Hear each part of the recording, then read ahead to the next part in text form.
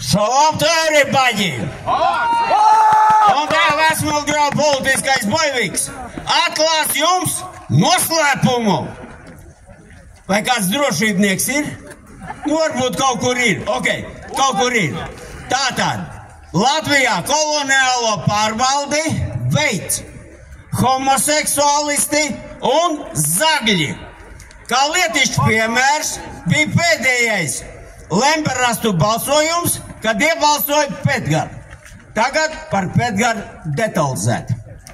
Ir 20. datums, konkrēt doma laukums, atceres, barikādes.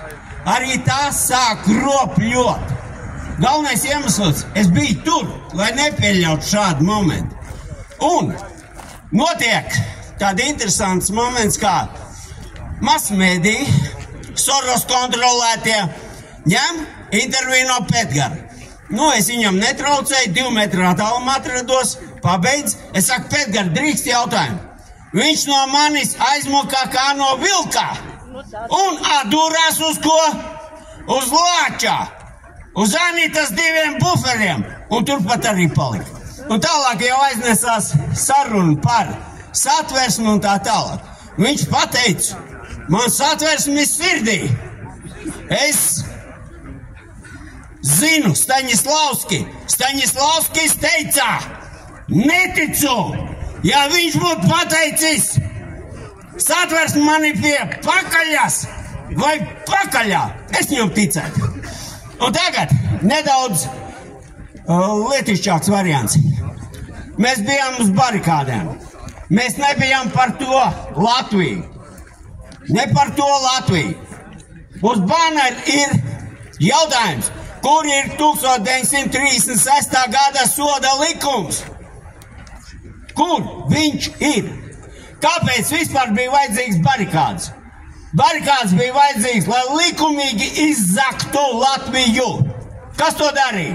Tāds interesants konglomerāts, kā reformu komunisti un pseido nacionāli patrioti.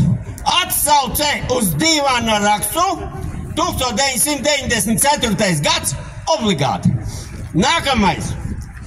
Masoni un 1/3 daļa no VDK atsauc uz augstākās padomas deputātu Jāni Gulbi obligāti. Un to, ko darīja 5. klaida latvieši ar šeit vietējiem latviešiem, vai man jums to vajadzētu teikt?